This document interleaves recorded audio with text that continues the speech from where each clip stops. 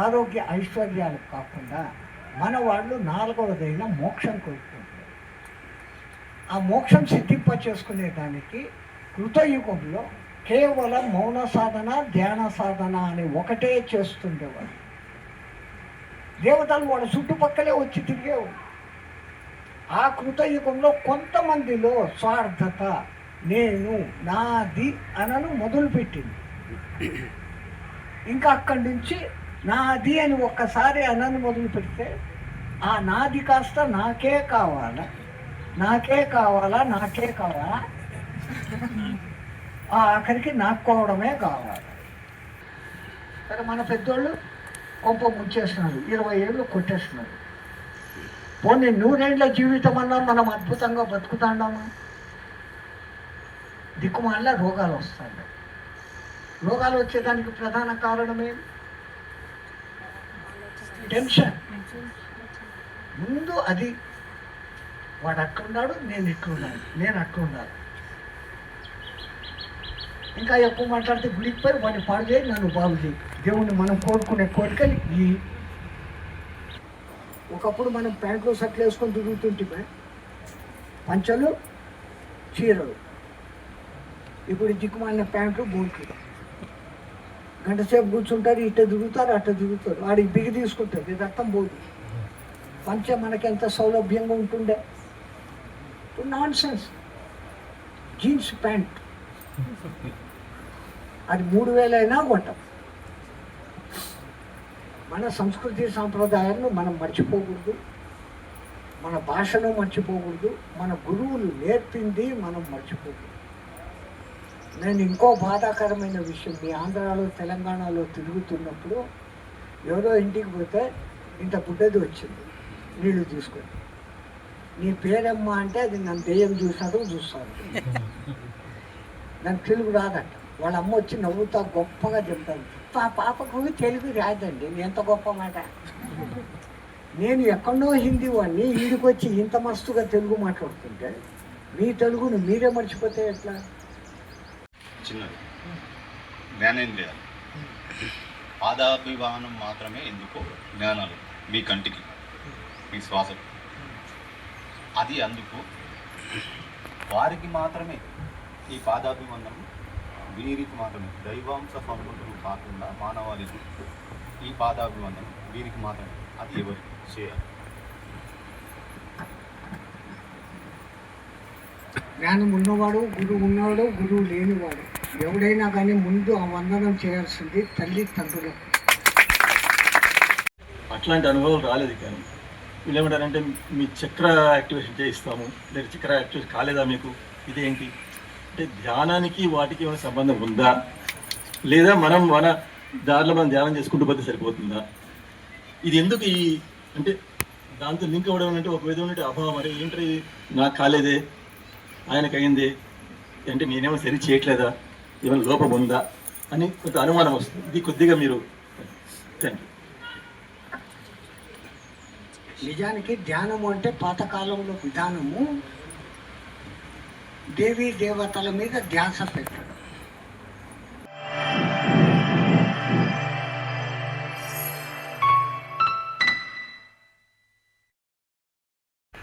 ఏం ఉపయోగించాలా? బుద్ధి ఉపయోగించాలి. బుద్ధి అంటే ఇంగ్లీష్ వాడు చెప్పినట్టు మైండ్ అనుకోండి. ఆ మైండ్ మధ్యలో కట్ చేసి చూస్తే మీకు ప్లీనరీ గ్లాండ్ అనేది శివలింగం ఆకారంలో ఉంటుంది.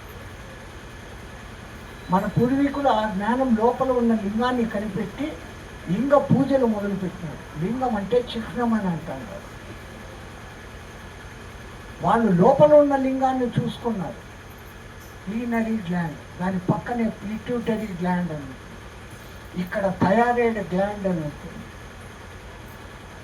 మన శరీరం అంతా వాత, పిత్త, కపాలతో ఏర్పడి ఉంటుంది. ఈ 3 సమతౌల్యంగా ఉంటే మానవుడు ఆరోగ్యవంతుడుగా ఉంటాడు.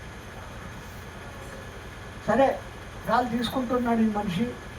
ముఖ్యంగా ఏం కోరుకుంటాడు? ఎక్కువ కాలం బతకాలని కోరుకుంటాడు. ఎక్కువ కాలం బతికేది రోగాలతో బతకాలనుకుంటాడా? ఆరోగ్యంగా బతకాలని. ఈ 2 ఉంటే ఈ రెండింటిని అనుభవించేదానికి అవసరమైన పైసా కావాలా అంటారు. ఈ మూడు ఇచ్చేదానికి మన పూర్వీకులు ఆశీర్వాదం పెట్టేస్తున్నారు. ఎవరి దగ్గర పోయి కాళ్ళు మొక్కిన ఆయు ఆరోగ్య ఐశ్వర్య సిద్ధి రస్తు అంటారు. ఈ మూడు చెప్తూ పొరపాటున వాళ్ళు శతమానం భవతి అన్నారు. 100 ఏళ్ళు బతుకు అన్నారు. 20 ఏళ్ళు కొట్టేస్తున్నారు. పరమాత్ముడు మనకిచ్చింది 120 ఏళ్ళ వయసు. పాతకాలంలో ఋషిమునులు ద్విషష్ఠి భవాన్ని ఆశీర్వదించేవారు. 2 షష్ఠి పూర్తులు బతుకురా. ఎంత అద్భుతమైన మాట అది.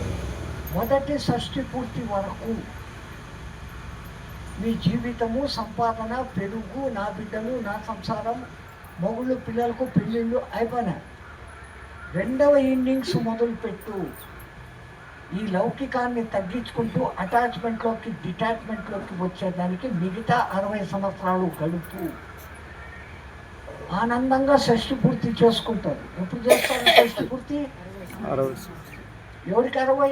మగవానికి ఆడాలిగా. వాడికి వచ్చే ఈమెకి రాలేదుగా.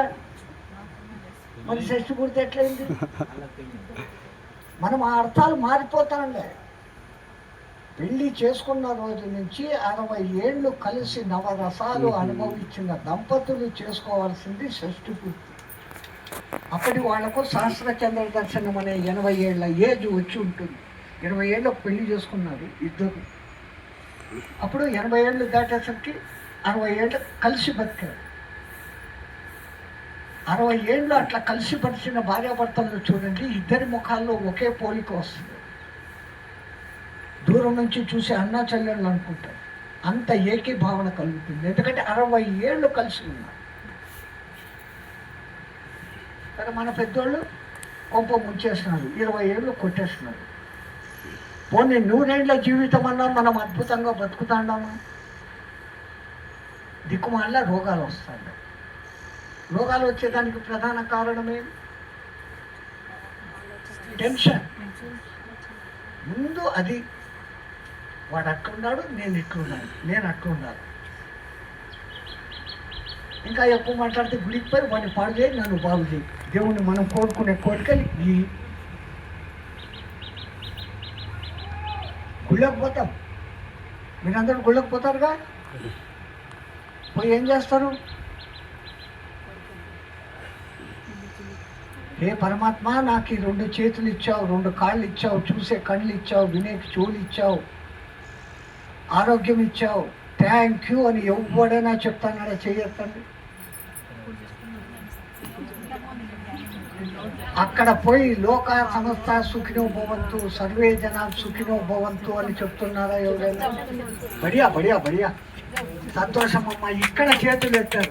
ఇన్ని చోట్ల మాట్లాడాను కానీ ఎక్కడ కూడా నాకు ఇంకా 2 తులాల బంగారే ఉంది కానీ మా ఆయన కాదు ఏమంటే ఇస్తా లేడు. వాడి బుద్ధి మార్చు అంటే ఈయన బుద్ధి, ఆ దేవుడు ఈ బుద్ధి మార్చేదానికి కూర్చొని ఉన్నాడు ఆడ. లేదా పోతాడు, మా మనవడికి డిగ్రీ కాలేజీలో సీట్ ఇంకా రాలేదు. నీ మనవడికి రాకపోతే నీకెందుకు గోల? నీ కొడుకుల వరకు, నీ కూతుర్ల వరకు చూడాలా, వాళ్ళను సమాజంలో ఉత్తమమైన పౌరులుగా తీర్చిదిద్దాలా, పెళ్ళిళ్ళు చేయాలా. ఇంకా నుంచి వాళ్ళ గోల. నువ్వు ఇంతవరకు పడినావు గోల, వాళ్ళ నా గోలలో ముంచు. వాడు పెళ్లి చేసుకొని మొదలు అంటే చేసుకోకుంటే ఎట్లా ఆయన? నువ్వు చేసుకొని ఏం ఉద్ధరించావు? సత్తా ఉండవు 112 సమస్యలతో. వాడిని కూడా దాంట్లోకి లాగుతావు. కానీ లౌకికం అది ఉండాల. ఈ 3 కాకుండా, ఆయు ఆరోగ్య ఐశ్వర్యాలు కాకుండా మన వాళ్ళు 4వదైన మోక్షం కోరుకుంటారు. ఆ మోక్షం సిద్ధింప చేసుకునే దానికి కృతయుగంలో కేవలం మౌన సాధన, ధ్యాన సాధన అని ఒకటే చేస్తుండేవాడు. దేవతలు వాడు చుట్టుపక్కలే వచ్చి తిరిగేవాడు. ఆ కృతయుగంలో కొంతమందిలో స్వార్థత, నేను, నాది అనను మొదలుపెట్టింది. ఇంకా అక్కడి నుంచి నాది అని ఒక్కసారి అనను మొదలు పెడితే ఆ నాది కాస్త నాకే కావాలా, నాకే కావాలా, నాకే కావాలా, ఆఖరికి నాక్కోవడమే కావాలి. స్వామి ఏమో సీరియస్గా చెప్పినాడు, మీరంతా ముఖాలు పెట్టుకొని విన్నారు. నాకు అట్లా ఎవడైనా ఉంటే ఇష్టమే ఉండదు. నేను ఆనంద స్వరూపుణ్ణి. మీరందరూ కూడా ఎప్పుడు ఏబిసిడి ఈ అంటానే ఉండాలి. అంతేనా కాదా? ఈ నుంచి బయటికి పోయినాక మన దిక్కుమాల గోళ్ళు మనకుంటాయి. ఈడ ఉన్న కొంచెం సేపు అయినా కానీ నవ్వకుండా ఈడ కూడా కూడా వాడెవడో పాతకాలంలో చెప్పినాడు నవ్వు 4 విధాల చేటు అని. ఇప్పుడు నవ్వడం ఎంతో గొప్ప మాట, కానీ ఆ నవ్వడం నిజమైన నవ్వులు నవ్వడం లేదు, దొంగ నవ్వులు. ఎవడో తలుపు తడతాడు, కిటికీలోని చూస్తాడు, వచ్చాడా స్తుతి కొట్టేదానికి ఎదవా అని చెప్పి తలుపు తీసి ఏమన్నా బాగుండావా లోపల ఒకటి స్వచ్ఛంగా మనస్ఫూర్తిగా నవ్వలేని కాలంలోకి దిగజారిపోతాను అన్నమాట. ఒక చోట నేను పోతాను పొద్దున్నే 5 గంటలకు. నాకు పొద్దున్నే నడవడం అలవాటు. పోతా అంటే ఒక రాక్షసుల్లాగా ఒక 10-12 మంది అన్నాడు. చీకటి, భయం, ఇంతమంది ఒక్కసారిగా ఏమో అంటూ ఉన్నారు. ఆడ నుంచి ఈ శబ్దం వచ్చిందా అని పార్కులోకి పోయినా. ఆడ ఒక 20 మంది కూర్చొని ఉంటారు. నిలబడతారు, హాహాహా అంటారు, మళ్ళా కూర్చుంటారు. వాళ్ళు నవ్వినంతసేపు నవ్వినాక అరిసినాక నేను దగ్గరికి ఒక ఆయన పలకరించి ఏంది భయ్ ఏం చేస్తున్నారు అని. You don't know this is laughing club అంట. అంటే నవ్వేదానికి ఒక క్లబ్ పెట్టుకొని వచ్చారు. ఎందుకు మనం నవ్వలేకపోతున్నామంటే టెన్షన్. ఈ టెన్షన్ తగ్గాల అంటే, ఆ బ్రెయిన్ స్టిమ్యులేట్ కావాలంటే పీస్ఫుల్గా ఒక్కసారి కూర్చొని చేసే ధ్యానం ద్వారా మైండ్ స్టెబిలైజ్ అవుతుంది. మైండ్లో 10,000 కోట్ల న్యూరాన్స్ ఉంటాయి. కళ్ళ నుంచి గ్రహించిందంతా ఏది ఏది అని రికార్డ్ చేసి పెట్టుకుంటుంది. కొత్తగా ఇంకో రంగో ఇంకో పువ్వో కనపడితే దాన్ని రికార్డ్ చేసుకొని పాత దాంతో కంపేర్ చేస్తుంది. దీనికంతా ఒక బాక్స్ ఇక్కడ. చెవులు, శబ్దాలు. ఇప్పుడు ఎక్కడో పిల్లి మ్యావ్ అంటే అరిచింది ఏ జంతువు? ఎట్లా చెప్పారు? పిల్లి కనపడ్డాంలే, శబ్దమే వినపడింది. ఎంత మెకానిజం పెట్టినాడు ఆ పరమాత్మ. ఇంతకెద్దు ముఖంలో ఒక రంగుని చూస్తాం, ఎర్ర గులాబీ, ఇంకో గులాబీని చూస్తాం, అది అట్లా లేదే. ఈ తేడా ఎక్కడి నుంచి వస్తుంది? ఈ నుంచి వస్తుంది. ఇంకా మాటలు, ఈ మాటలు మనిషిని కొంపా ముంచుతాయి, పైకి తీసుకొని వస్తాయి. నరం లేని నాలుక అంటారు. ఎటైనా మాట్లాడితే దిక్కుమాలిన గొడవలు వస్తాయి. ఇక్కడ కూర్చొని మాట్లాడుతూ ఉంటాం, ఏమక్క బాగుండావా, ముందు మామూలు మాటలే. అంటే మీ పక్కింటి ఆమె మొదలైంది, మీ ఇద్దరు ఈడుండారు, ఆమె లేనామని లాక్కొని వచ్చింది. ఆమె అట్ట అనిందంట. ఈ ఆమె పోయి చెప్తుంది, ఆమె నిన్ను ఇష్ట అనింది.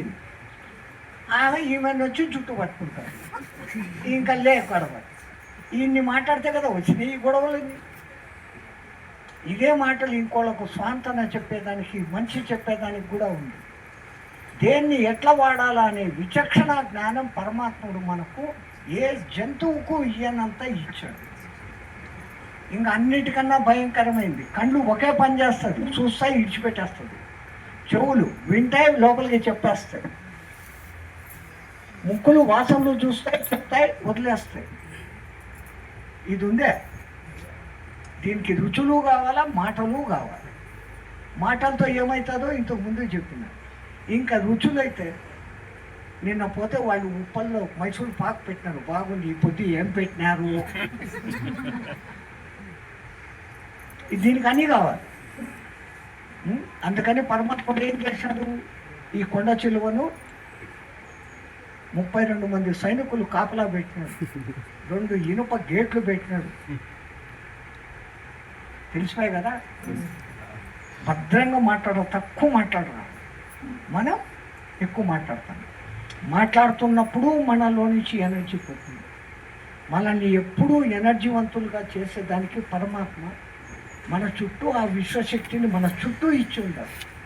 నువ్వు వద్దన్నా అది నీలోకి నీ బ్రహ్మరంధ్రం ద్వారా వస్తానే ఉంటుంది. ఆయన అంత దయామైంది. వీడు ఎప్పుడు ఎనర్జెటిక్గా ఉండు. మనం చూస్తూ 20% ఎనర్జీని పోగొట్టుకుంటున్నాం.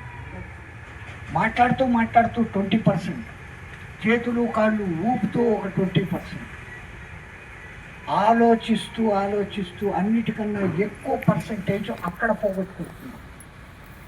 8 గంటలు రాళ్ళు పగలగొట్టే డ్యూటీ చేసే మనిషి ఎన్ని క్యాలరీస్ ఖర్చు చేసుకుంటాడో 4 గంటలు ఆలోచించే వాడికి అంతకన్నా ఎక్కువ క్యాలరీస్ ఖర్చు అవుతుంది. వీటన్నిటినీ నియంత్రించాలా అంటే ఏం చేయాలా? కళ్ళు మూసుకోవాలా, కదలకుండా ఒక్క చోట కూర్చోవాలా, మీ శ్వాసనే మీరు గమనించుకుంటూ ఉండాలి. మీకు అన్నిటికన్నా ఇష్టమైంది, ప్రాణప్రదమైంది ఏది?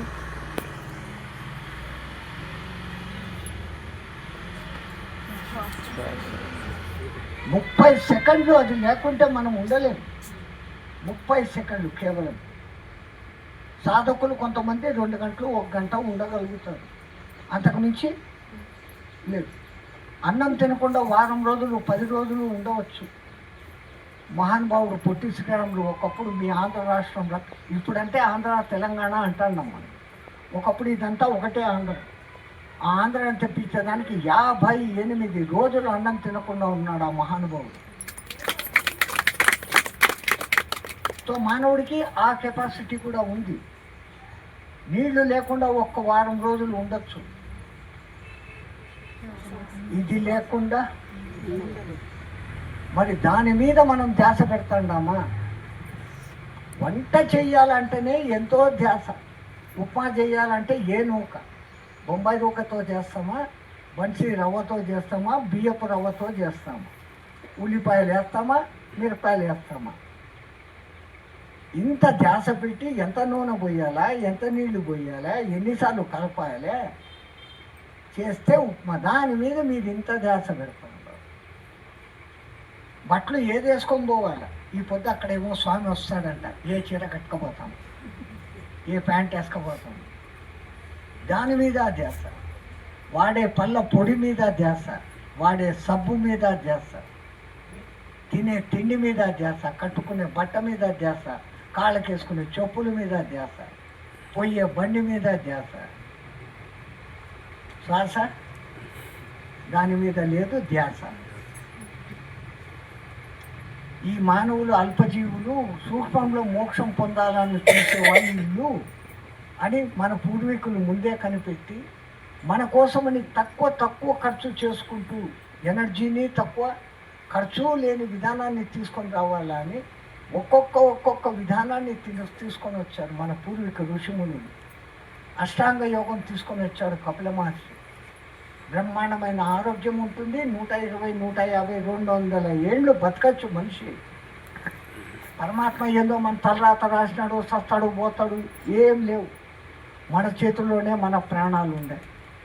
ఒక మనిషి 21,600 సార్లు వానికి తెలిసి తెలియక గాలి తీసుకొని వదులుతుండాడు.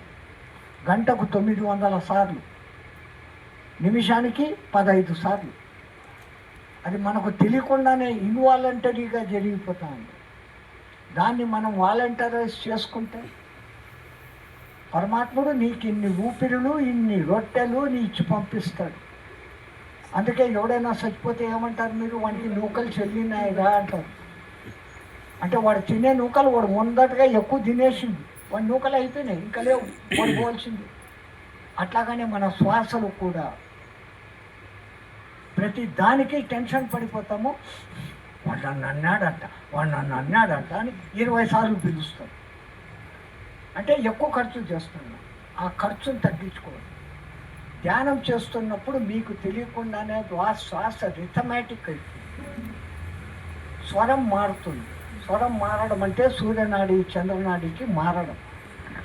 24 గంటల్లో మన శరీరంలో శీతోష్ణ స్థితాలను కంట్రోల్లో పెట్టేదానికి పరమాత్ముడు అద్భుతమైనటువంటి శక్తి ఇచ్చి సూర్య చంద్రనాడులు పెట్టాడు. శీతలము ఉష్ణము 2 సమానంగా ఉంటే మన బాడీ టెంపరేచర్ బాగుంటుంది.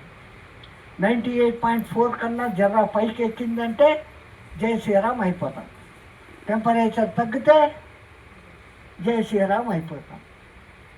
మనమేమో అయి నేను ఇంత టోన్ని అంత టోన్ని అంటాం. ఏంది మన బతుకు? 30 సెకండ్లు గాలి లేకపోతే లేము. ఏం చేస్తాం మనం? దాని మీద మనం ఎప్పుడూ ధ్యాస పెట్టలేదు. పత్రిజీ మహానుభావుడు అత్యద్భుతంగా దాన్ని ఇంట్రడ్యూస్ చేసి తీసుకుని వచ్చాడు. ఎక్కడ ధ్యాస పెట్టాలనో అక్కడ ధ్యాస పెట్టేటట్టు చేశాడు. ధ్యాసే ధ్యానం. తెలుగు భాషలో మార్చుకుంటే ధ్యానం అంటే ధ్యాస. అదే సంస్కృతంలోకి పెట్టుకుంటే ధియాత్ యాన ఇతి యానః. ధ్యానం అంటే నీ బుద్ధితో ప్రయాణించు, మనస్సుతో ప్రయాణించు. మనసు ఎప్పుడు అది కావాలి, ఇది కావాలి, అటు చేయాలి, ఇటు చేయాలి అంటుంది. శంకరాచార్యుడు అంటాడు, అది మొదలే కోతి. కోతి ఎప్పుడైనా గమ్మను కూర్చొనేది చూసిండ్రా? అది ఇట్టంటది ఏదో ఒకటి అంటానే ఉంటుంది. గస్మంటి కోటి కళ్ళు తాగింది, ఎన్నో పోతా అంటే నిప్పు తొక్కింది, తేను గుట్టింది. ఇంకా దాని ఆటలు ఎట్టుంటాయి? మన మనసు అట్లుంటుందని శంకరాచార్యుడు అంటాడు. ఇట్లాంటి నా మనసు కోతి, దీన్ని తెచ్చి నీ కాళ్ళ దగ్గర పెడతాడా శివ, నువ్వు చూసుకో అంటాడు ఆయన. ఆ కాలంలోని శంకరాచార్యుడికే ఈ మనసు బగ్గే తెలుసు. అటువంటి ఆ మనసును కంట్రోల్లో పెట్టాలంటే స్థిరమైన ధ్యానంలో కూర్చొని ఆ మనసుకు ఒక డ్యూటీ పెట్టడం. ఆ పని మనస్సు ఎట్లాంటిదంటే దానికి ఏ పని అప్ప చెప్తే దాని గురించే ఆలోచిస్తూ ఉంటుంది. రెండో ఎక్కం చదువుది, రెండో ఎక్కం వచ్చా వచ్చు కదా. ఇంకా చదివేటప్పుడు ఏం చేస్తారు మీరు? కళ్ళతో మూసుకుంటారు. 2 2 4 4 3 6 అంటారు. అది లోపల కనపడుతుంది. ఎప్పుడో ఒక్కసారి ప్రాక్టీస్ చేసింది 100 సంవత్సరాల తర్వాత మిమ్మల్ని అడిగినా వస్తుంది. అది ఎక్కడ పెట్టుకొని ఉండదు? మరి ఈ శ్వాసను ప్రాక్టీస్గా పెట్టుకున్నామా? పెట్టుకోలేదు. మరి ఏం ధ్యానం చేస్తుంటారు? మీరంతా ధ్యానులు అంటారు. మళ్ళీ ఎన్ని రోజుల నుంచి ధ్యానం చేస్తుండ్రు? ఇంతవరకు మీ శ్వాస మీ కంట్రోల్లోకి రాలేదా? అయితే నాతో పాటు ముక్కు మూసుకో.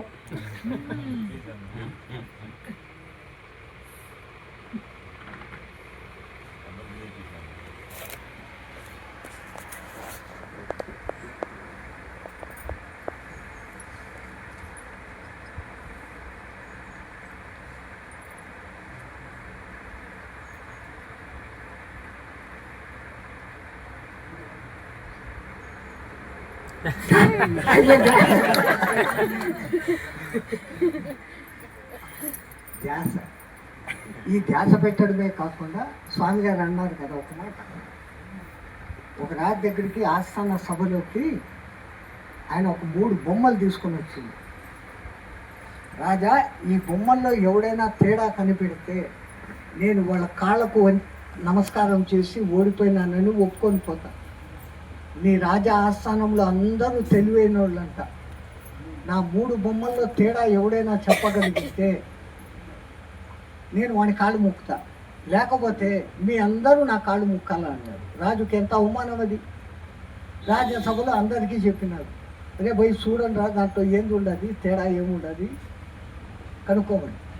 వాడు చెక్కినోడు ఎట్ట చెక్కినాడంటే 3 బొమ్మలు ఒకే లెక్కన ఉండయి.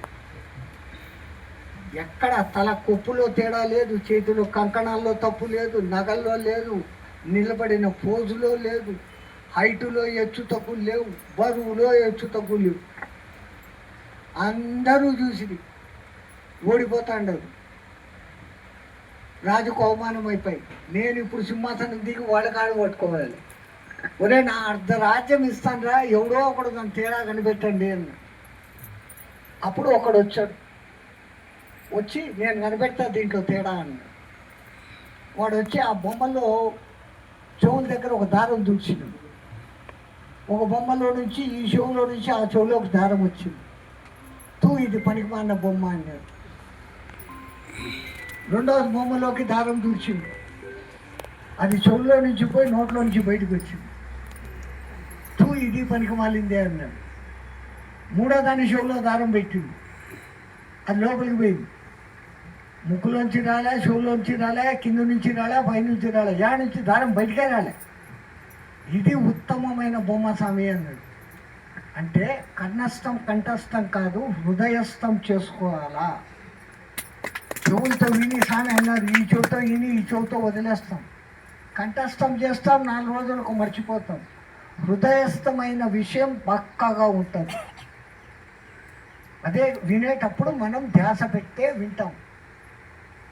బాడీ ప్రజెంట్, మైండ్ ఆబ్సెంట్గా ఉంటే ఏం ప్రయోజనం? ఈడ కూర్చొని ఇంకా 12 అవుతుంది, వీడి ఉపన్యాసం ఎప్పుడు అయిపోతుందో ఏమో. మా ఆయనకు వంటలో ఉప్పు వేసినానా లేదా, నువ్వు నిన్నే ఉండవు. అప్పుడు నీకు నేను చెప్పిన మాటలు, ఆయన చెప్పిన మాటలు, ఇంకోటి చెప్పిన మాటలు ఏడే ఎక్కాను. ఈ ఉండకూడదు అంటే ప్రతి దాన్ని మనం హృదయస్థం చేసుకుని, ఈ హృదయం అనే మనస్సు సహకారంతోనే దాని వెనుక ఉన్న ఆత్మతత్వాన్ని చూడగలగాలి. రమణ మహర్షి నేను ఎవడు అన్నాడు. ఏ వయసులో అన్నాడు ఆయన? 13 ఏళ్ల వయసులో. 13 ఏళ్ల వయసులో ఏ గురువు ఆయనకు చెప్పాడు?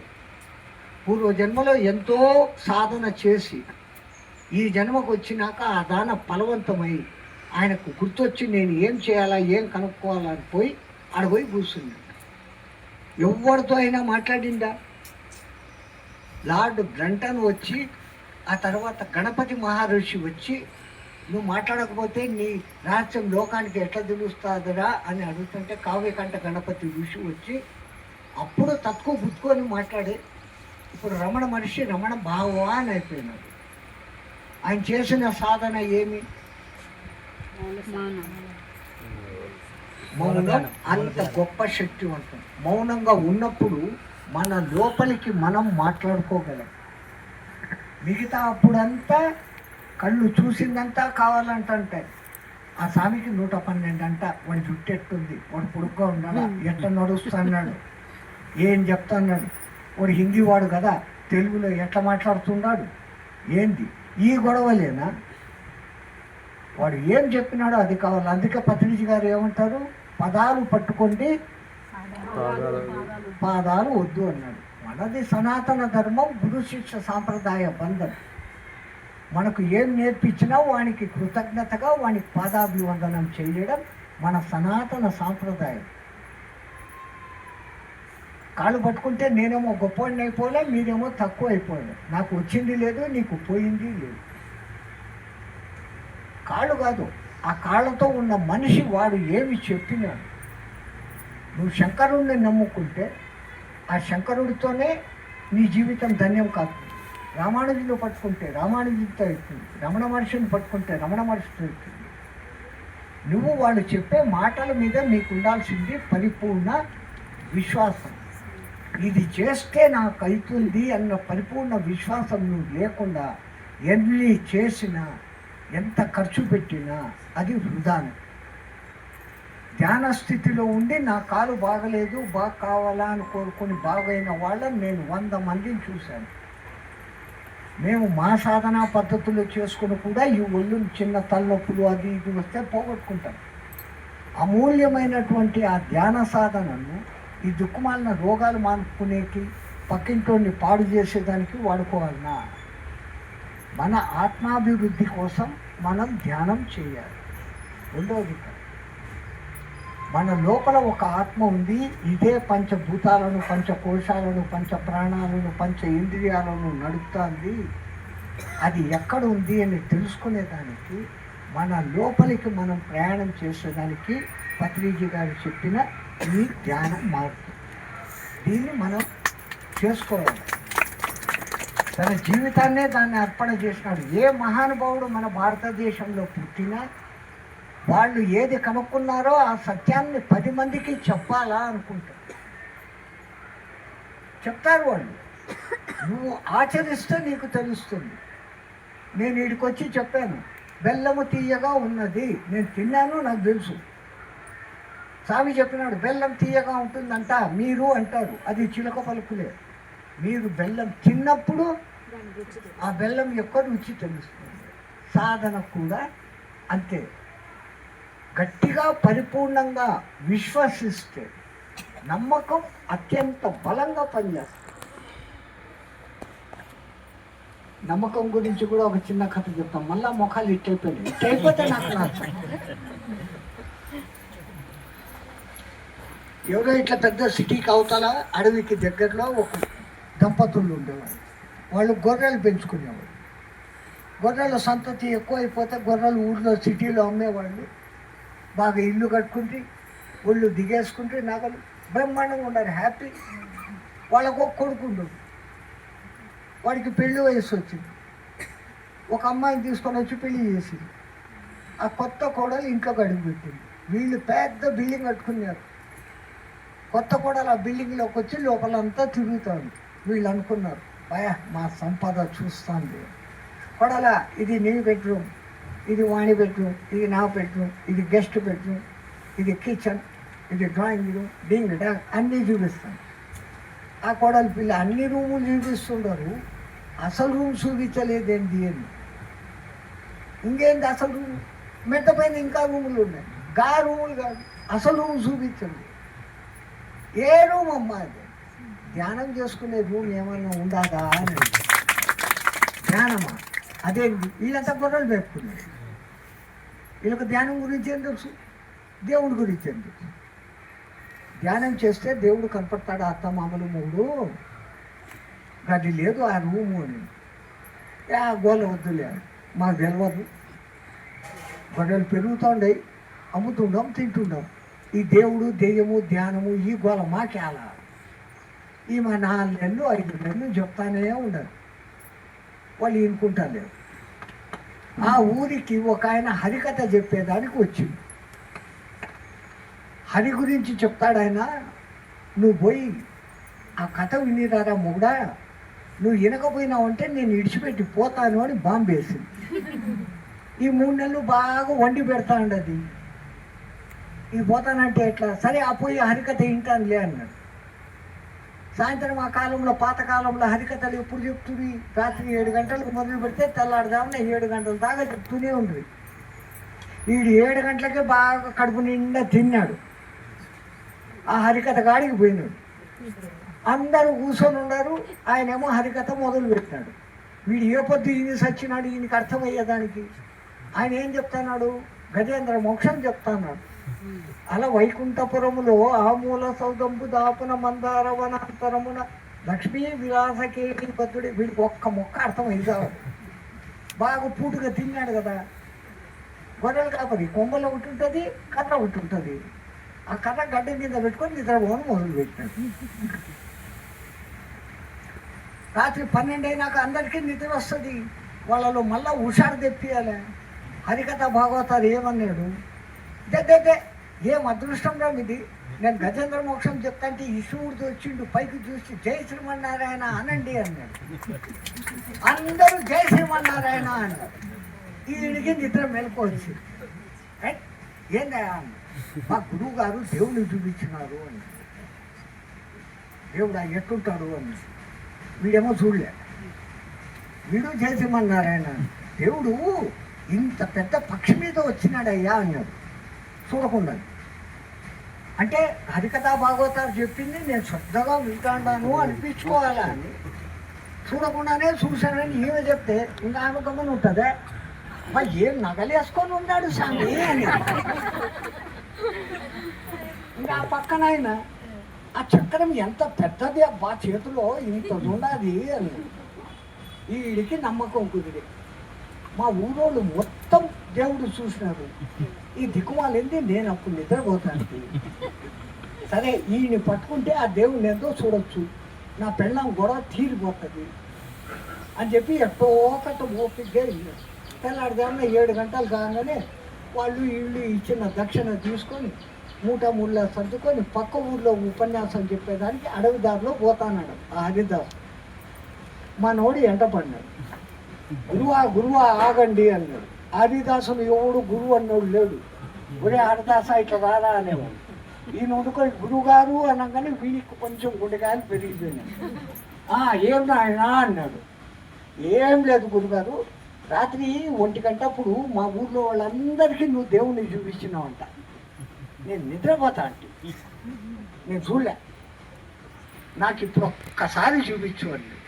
ఈ గుండెల్లో రాళ్ళు నేను దేవుణ్ణే చూపించేటట్టుంటే హరికథలు చెప్పుకొని ఎందుకు బతుకుతారా? ఏందో ఊరికాట చెప్పినాను రా భయ్ అంటే లే ఏం అందరూ అబద్ధాలు చెప్తారా? మా ఊరి వాళ్ళందరినీ అడిగిన అట్టుండాడు ఇట్టుండాడు అన్నారు. నేను కూడా చూడాలి, నాకు చూపించు ఈడు కూడా నాకు చేత కాదురా అని వాడు ఈడు ఎండ పడినాడు. వాడు పోతున్నాడు, వీడికేమో మూటలు బరువు ఎండ. ఈ బంకగాడేంద్రే నా వెనకాల ఇష్టపడినాడే అని వాడు, వీడు ఎంత కూడా చెప్పడేంది అని వాడు. మధ్యాహ్నం 12 మనోడికి కోపం వచ్చాడు. గొర్రెలు కాపరి కోపం వస్తే ఏం చేస్తాడు? కర్ర తీసుకొని ఒకటే గురువుకు ఎదురు నిలబడినాడు.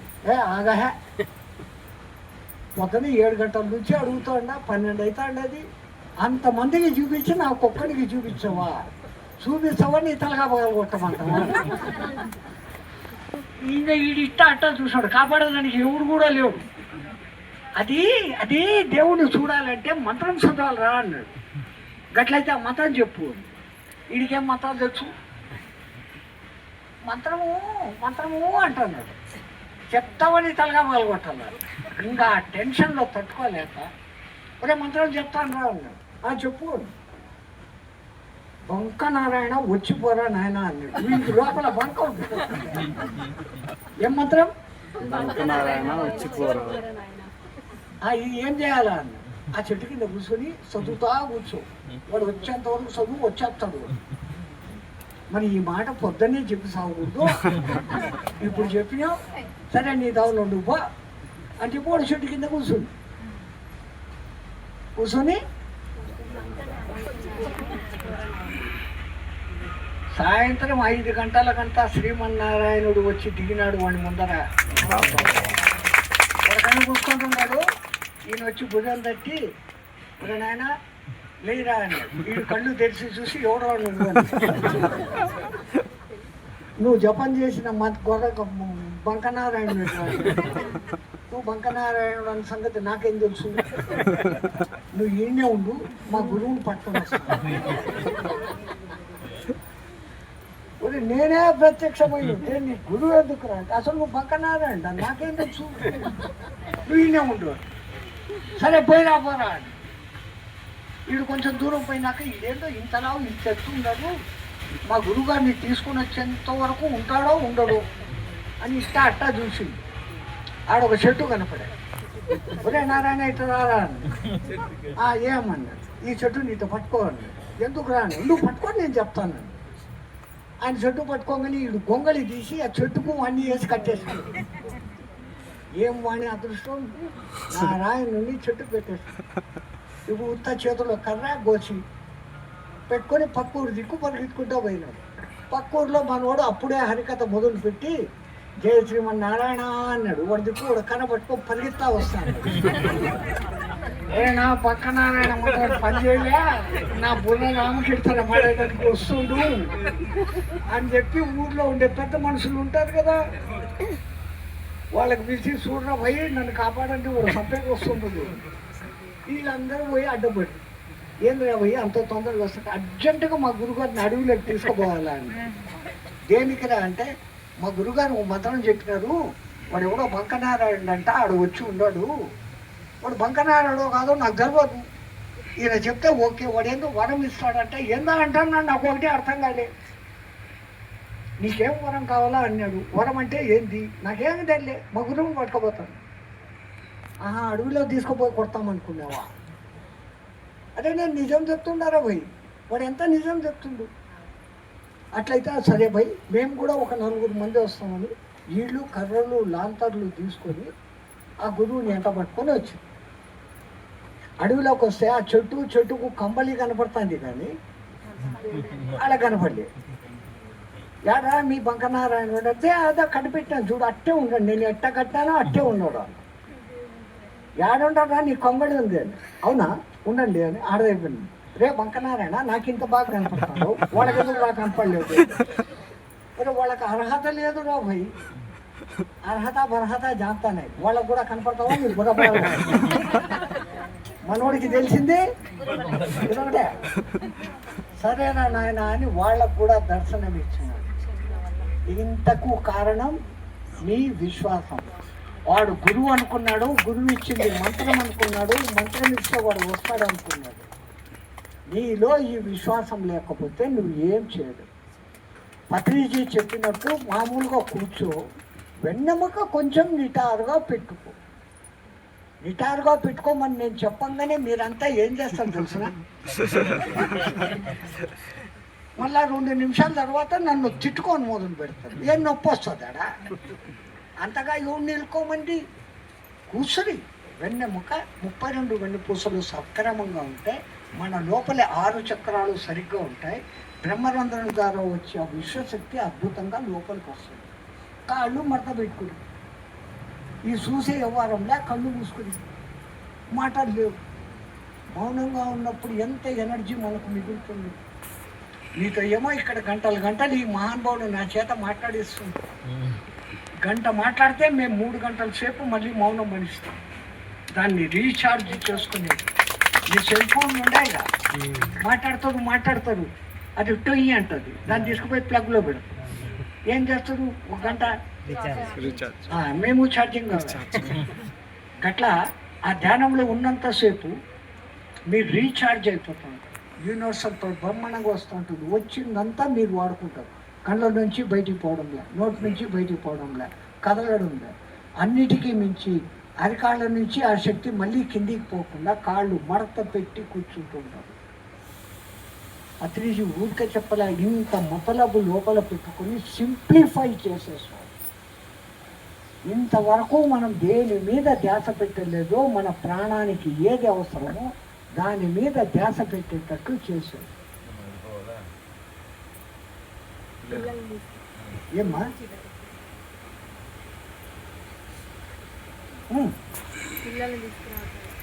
పని జీవితం ఇచ్చాడు, అనుభవించండి. వీటన్నిటితో పాటు మనల్ని మనం ఉద్ధరించుకునేదానికి, మనమంటే ఎవరో నిజంగా మనం తెలుసుకునేది ఈ ధ్యాన సాధన అత్యద్భుతంగా పనిచేస్తుంది. ఇది నేనెందుకు చెప్తున్నానంటే, నాకు ఇంతో అంతో దైవ సాక్షాత్కారం కలిగింది అని చెప్పుకోగలను. కానీ అది పొందేందుకు ఎంతెంత కఠిన సాధనలు మా గురువులు చెప్తారు అంటే, స్వామి అన్నట్టుగా మేము చేసే సాధనలు చెప్తే మీరు ఎవ్వరూ రారు.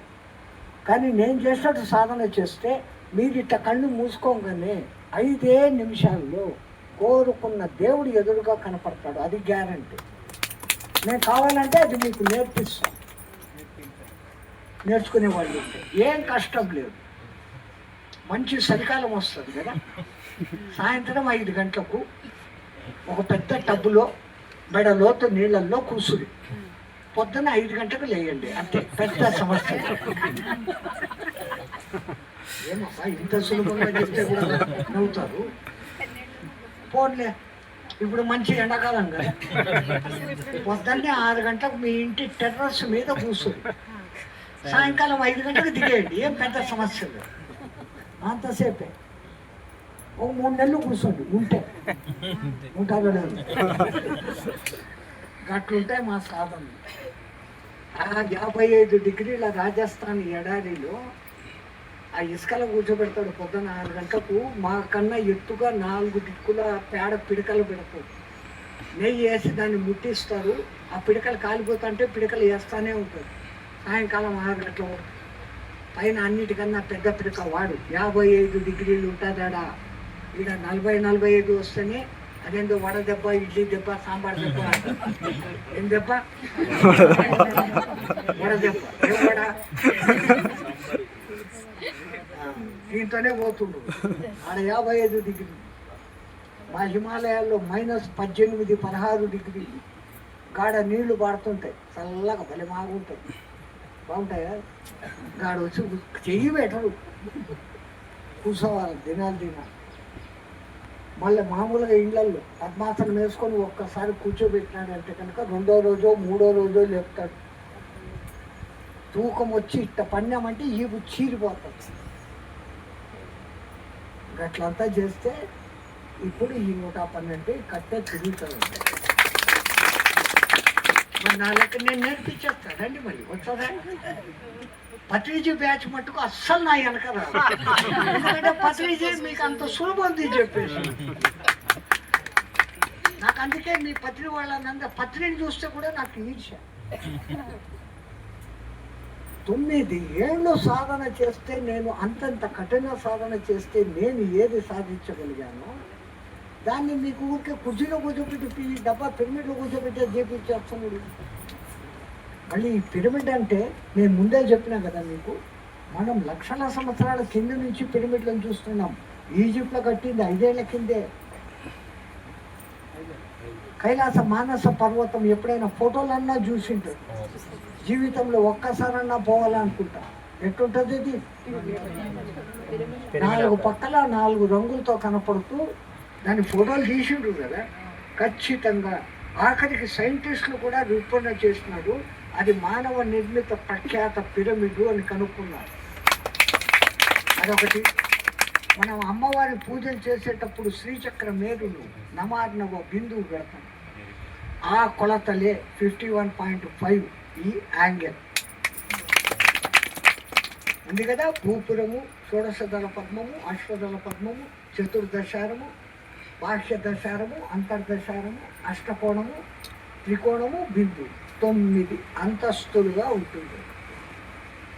అది ఇంతది కట్టినా అంతది కట్టినా దాని శక్తి అదే. దానికి పెద్ద రూపమే పత్రిజీ తీసుకుని వచ్చిన ఈ పిరమిడ్. పిరమిడ్ అగ్ని మధ్యలో అంట. దీని మధ్యలో అగ్ని ఎక్కడుంది? అసలు ఆ మాటకు వస్తే మనమే ఒక పిరమిడ్.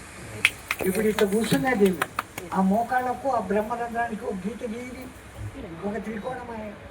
ఈ భుజము, ఈ మూలాధారము, ఈ మోకాలు ఇదొక త్రికోణమయ్య, అదొక త్రికోణమయ్య, వెనకలో ఒక త్రికోణమయ్య. 4 త్రికోణాలు. మనకు మణిపూరక చక్రం అనే అగ్నిస్థానం ఇక్కడ ఉంది. పిరమిడ్ ఇక్కడ ఉంది. బయట కూర్చొని చేస్తేనే అంత శక్తి. పిరమిడ్కు విశ్వశక్తిని లాగే శక్తి ఉంది. ఈ కాన్సెప్ట్తోనే మన పూర్వీకులు ఆ లయాలు కట్టినారు. దాని పేరేంటి? ఆ లయం. అందులో లయం. వాళ్ళ గర్భగుడి మీద ఒక బంగారు కలశం పెడుతుంది. ఆ కలశం విశ్వశక్తిని తీసుకొని అక్కడ ప్రాణ ప్రతిష్ఠ చేసిన విగ్రహాలకు ఆ శక్తి ఇస్తుంది. ఆ శక్తి ఆ విగ్రహాల నుంచి భూమి కొట్టేయకుండా యంత్రం పెడతారు, నవధాన్యాలు పెడతారు. ఆడ మొట్టమొదట ప్రతిష్ఠించేటప్పుడు వాళ్ళేం తెలివిలేక కాదు చేసింది. ఇంత వ్యవహారం ఉంది దాని వెనకన. ఇప్పుడు ఆ విశ్వశక్తి ఆ విగ్రహంలో నిండి నిండి నిండి తరంగాల రూపంలో అన్ని పక్కలకు ఇస్తుంది.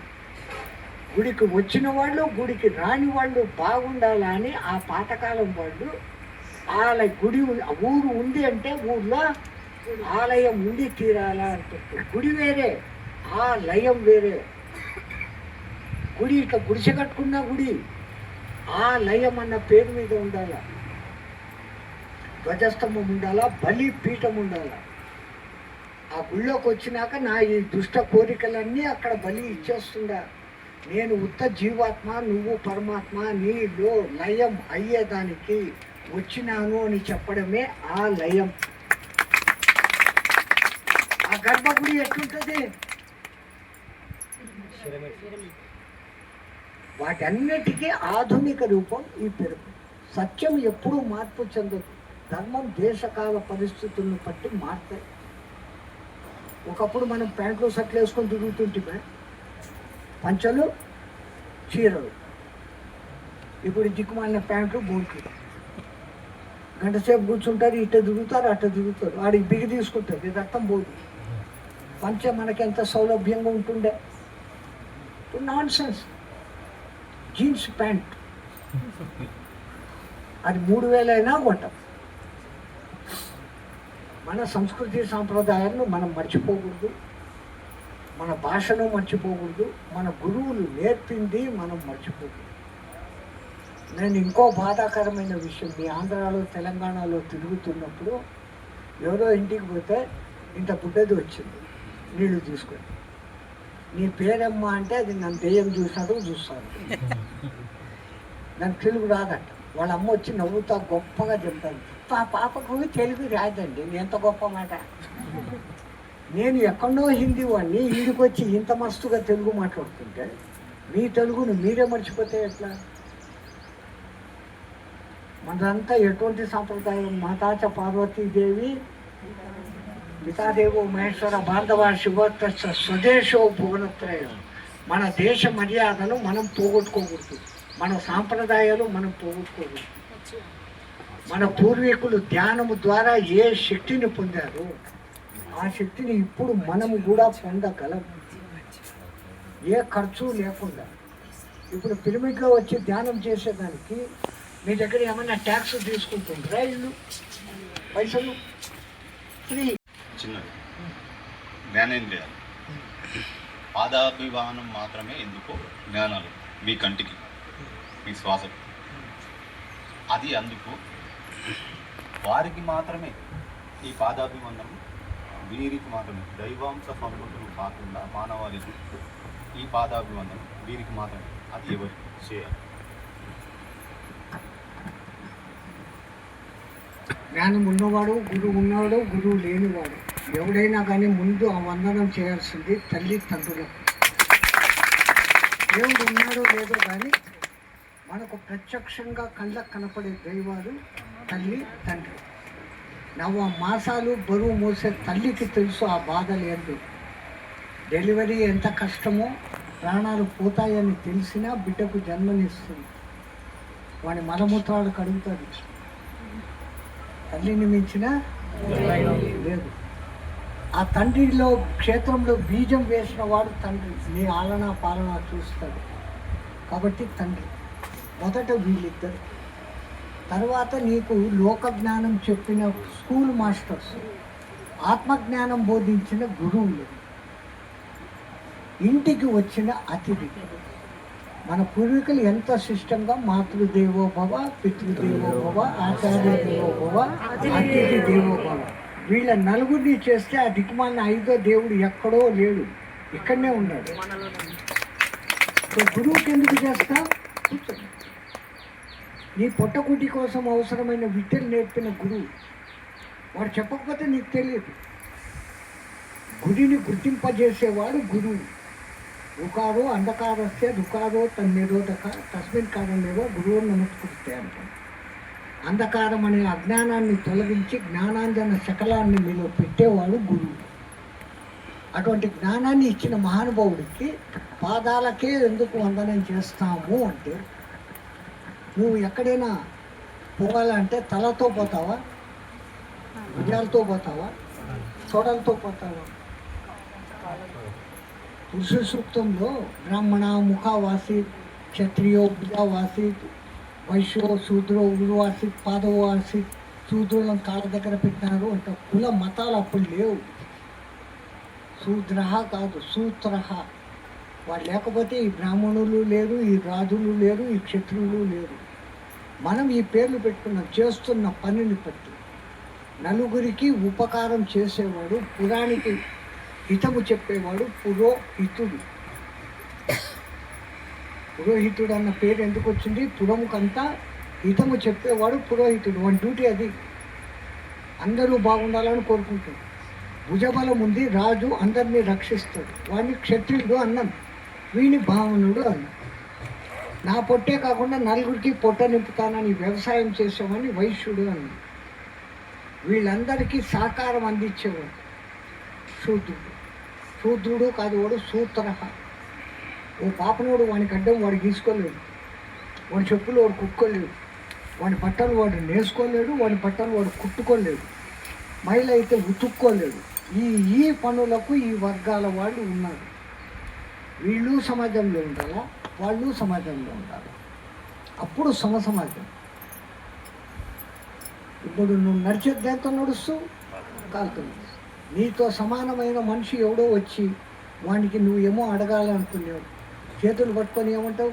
అన్న ఈ చేతులుగా కాళ్ళు అనుకోరా పోయి, నీ కాళ్ళు ముక్తారా పోయి, నా పని చేసి పెట్టరా అని చేతులు కొడు అనేదేమో కాళ్ళు ముట్టుతుంది.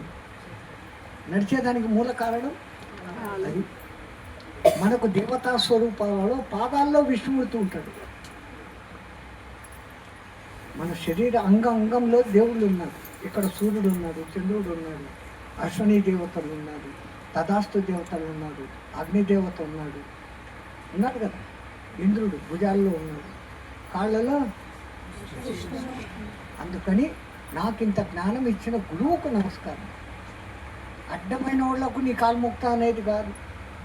మనకు ఒక జ్ఞానం ఇచ్చిన వానికి పెట్టచ్చు. ఈ గురువుకు పెట్టకున్నా, దేవునికి పెట్టకున్నా, ప్రతిరోజు పెట్టాల్సింది తల్లిదండ్రులు. ఈపు మీద చర్మం తీసి వాళ్ళకు చెప్పులు కుట్టించినా వాళ్ళ రుణం మనం తీర్చుకోలేము. ఈ లోకంలోకి మనం వచ్చినామంటే ప్రధాన కారణం తల్లిదండ్రులు. ఈ పొద్దు వాళ్ళని మనం ఎత్తి ఓల్డ్ ఏజ్ హోముల్లో పెడతాము. మన సనాతన తాతీయ ధర్మంలో అనాథాశ్రమాలు, వృద్ధాశ్రమాలు లేవు. ఎందుకు వస్తుంది? ఆ దిక్కుమాల ఆ ఇంగ్లీషు వాసనలు మన నెత్తికి వస్తుంది. తల్లిదండ్రులనే నువ్వు చూసేవాడిని, చూడలేని వాడివి లోకాన్ని ఏం ఉద్ధరిస్తావు? బయట పోయి ఏమో పెద్ద నేను అది చేసిన, ఆడ 3 పొలాలు వాళ్ళకి ఇచ్చినే, ఇంట్లో అమ్మ నాన్న కూడు పెట్టవు. ఇంకా నువ్వు ఏం చేసి ఏం ప్రయోజనం? ఎప్పుడు ఈ జ్ఞానం అందుకొని వస్తుంది? ధ్యానంలో కూర్చొని నిశ్చలంగా ఉన్నప్పుడు ఏదో ఒక దినం ఆ ధ్యాన స్థితిలోనే ఆహా, తల్లి నన్ను పుట్టించకుండా ఉంటే నేను ఈ లోకంలో వచ్చి ఈ స్థితిలో ఉండేవాడినా అని అనిపించి ఆ తల్లికి ఎన్నిసార్లు మనం ధన్యవాదాలు చెప్పుకోవాలి. తల్లిదండ్రులను గౌరవించండి, మన సాధనలు మనం చేసుకోండి, నా డబ్బులు సంపాదించుకోండి. ఆ సంపాదించిన డబ్బుల్లో ఒకడికి పెట్టేసుకోండి. ఉన్నదంతా ఊడ్చిపెట్టడం కాదు, ఉన్నంతలో కొంచెం. ఇప్పుడు ఇక్కడ ఈమె ఇంత ప్రోగ్రాం పెట్టింది, ఆమె ఒక్కటే చేసుకుంటే బరువుగా. ఒక అమ్మ ఒక ఇంటి నుంచి ఒక కూర, ఒక అమ్మ ఒక ఇంటి కూర తెస్తే అయిపోయాయి. 100 కూరలతో తిన్నా ఈ దిక్కుమాన కడుపు అదే నిండుతుంది, మజ్జిగన్నంతో తిన్నా ఇదే నిండుతుంది. సాకారం, అందరూ బాగుండాలన్న ఒక భావన.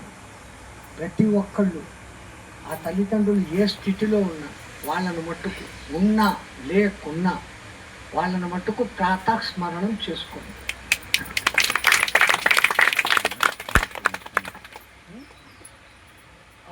ధ్యానంతో మొదలు పెట్టాం. ధ్యానంతో 2 నిమిషాలు కళ్ళు మూసుకోండి అందరూ. అట్లాంటి అనుభవాలు రాలేదు. కానీ వీళ్ళు ఏమంటారంటే మీ చక్ర యాక్టివేషన్ చేయిస్తాము, లేదా చక్ర యాక్టివేషన్ కాలేదా మీకు, ఇదేంటి అంటే ధ్యానానికి వాటికి ఏమైనా సంబంధం ఉందా, లేదా మనం మన దారిలో మనం ధ్యానం చేసుకుంటూ పోతే సరిపోతుందా? ఇది ఎందుకు ఈ అంటే దాంతో లింక్ అవ్వడం అంటే ఒక విధంగా ఉంటే అభావం, మరి ఏంటి నాకు కాలేదే ఆయనకు అయిందే అంటే నేనేమో సరి చేయట్లేదా, ఏమైనా లోపం ఉందా అని కొంత అనుమానం వస్తుంది. ఇది కొద్దిగా మీరు థ్యాంక్ యూ. నిజానికి ధ్యానము అంటే పాతకాలంలో విధానము దేవీ దేవతల మీద ధ్యాస పెట్టడం.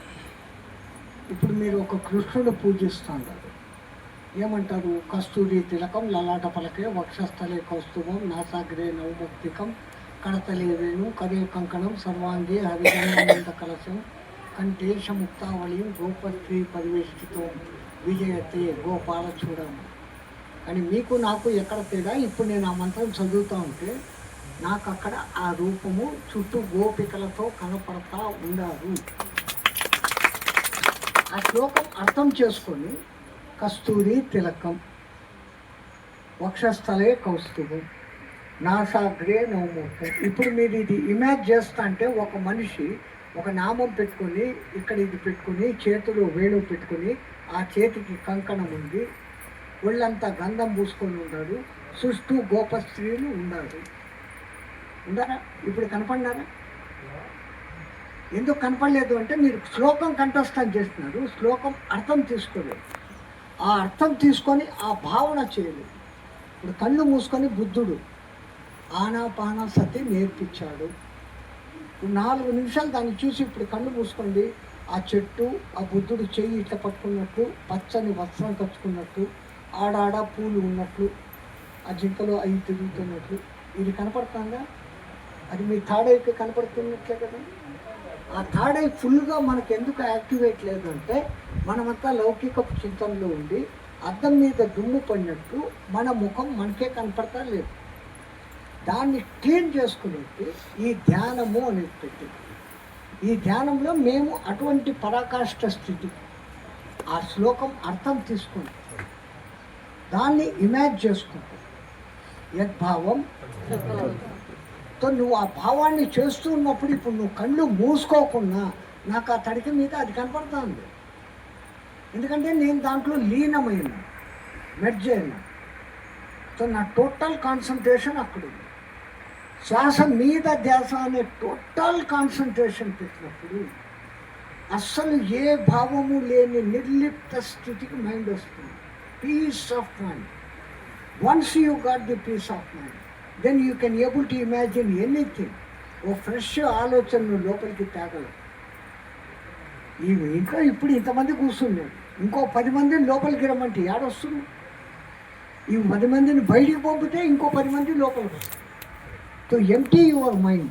ధ్యానము అనేది ఎంటీకి, to fresh up your mind, దానికి ధ్యానం. ఈ ధ్యానంలో ఇంకో మార్గంలో చేసినప్పుడు నేను చెప్పిన మార్గం, ఒక శ్లోకము, ఒక మంత్రము, వీటిని చదవడం కాదు గొప్ప, ఆ చదివిన దాని భావాన్ని ఊహించుకోవడం. వలక్షాణంగ భస్మాంగం కర్మలే కచర్మాంబరధరం అనగానే ఆ శివుడు కనపడు. ఇట్లా కనపడేదానికి నిరాకార బ్రహ్మకు మనం ఈ రూపాలు ఇచ్చాం. శాంతాకారం, భుజగశల్యం, పద్మనాభం, సురేషం, విశ్వాధారం, గగన సదృశం, మేఘవర్ణం, సుపాంగం, లక్ష్మీకాంతం, కమలనయనం, యోగి విద్యానగమ్యం, వందే విష్ణు భయహరం, సర్వలోకైకనాథం. ఈ శ్లోకం నాకు కంఠస్థం, మీకు కంఠస్థం. కానీ నేను అంటున్నప్పుడు నాకు ఆ పాల సముద్రంలో వాడు పడుకొని ఉంటాడు, లక్ష్మీదేవి కాళ్ళు ఒత్తుతుంది, నాకు కనపడుతుంది. నాకేనా కనపడడం, మీకు కనపడుతుంది. మీరు ఆ భావనతో చేయగలిగినప్పుడు మీ శ్వాసను మీరు గమనించండి. శ్వాస కనపడుతుందా? అనుభూతి కదా. పరమాత్మ కూడా అనుభూతి. మరి ఆ అనుభూతిని మనం శ్వాస ఎట్లను, ఆ శ్వాసను గమనిస్తుంటే పరమాత్మనే గమనిస్తున్నట్లు కదా. పరమాత్మ ఎట్లా కనపడని వాడు, శ్వాస కనపడటం లేదు, రెండు ఒకటేనా కదా. మళ్ళీ మీ శ్వాసను మీరు గమనించడం మొదలు పెడితే ఈ ముక్కుల దగ్గర వేడిగా రావడం, చల్లగా రావడం అనేది ఇక్కడ ఆ వైబ్రేషన్ కనుగొనకపోతే ఆ భగవద్భావన అనేది మనలో మేల్కొంటుంది. భగవద్భావన ప్రతి ఒక్కళ్ళలో దేవుడు ఉన్నాడు, కానీ ఆ దేవుడు బయటికి ఎందుకు కనపడడం లేదు? మన మనస్సు దాన్ని చూడు, అది కావాలి, విధి విను, అది కావాలి, ఇక్కడ పోతుంది. ఈ మనో చంచలతను మీరు ఎప్పుడు నిలబడి ఇక్కడ ధ్యాస పెట్టారు, all your other thoughts are stagnate, నిలబడిపోయింది. ఆలోచన రహిత స్థితిని తెచ్చేదానికి ధ్యానం పనిచేసినంత సులభంగా ఇంకేది పని. ఆ ధ్యానం చేసేటప్పుడు ఈ గమనింపు అనే ఒక్క డ్యూటీ మనసుకి ఇచ్చాం. మోర్ దాన్ నేను ఇంకా అది దాని పని అది చేసుకొని పోతాను. ఓకే, మీరు యూట్యూబ్ని బేస్ చేసుకుని అడగకూడదు క్వశ్చన్.